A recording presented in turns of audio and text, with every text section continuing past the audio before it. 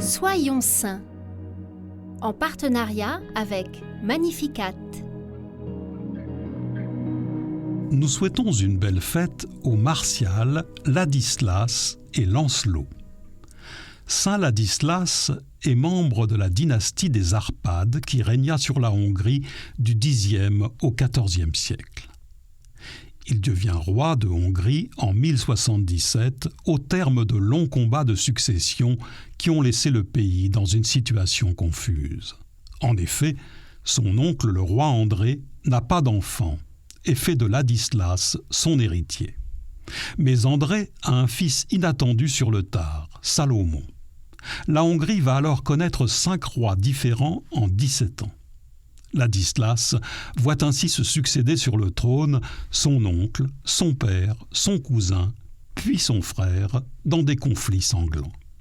Finalement, les seigneurs, les magistrats et les prélats des principales villes de Hongrie se réunissent et le choisissent pour ses qualités et ses vertus.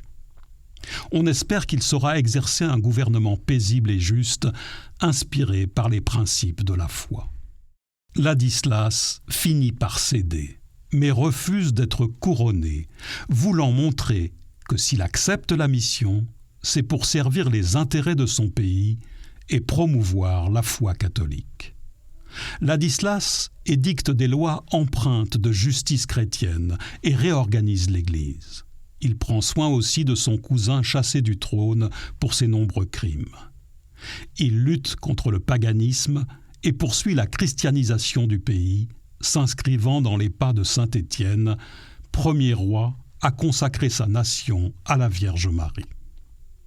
Comme espéré, il rend à la Hongrie sa prospérité et élargit son territoire par l'annexion de la Dalmatie et de la Croatie. En effet, tout au long de son règne, Ladislas fonde des monastères et se fait véritablement le père de son peuple, en étant l'ami des pauvres et le protecteur des malheureux. Alors qu'il se prépare à lutter contre un de ses neveux, il meurt subitement dans une ville située aujourd'hui en Slovaquie. 3 ans durant, la nation porte le deuil de ce roi très aimé.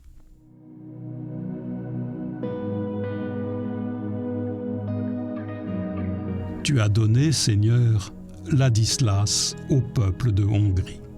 Qu'il intercède pour ceux qui gouvernent ce pays qu'il a aimé, afin que la foi soit au cœur de leurs décisions.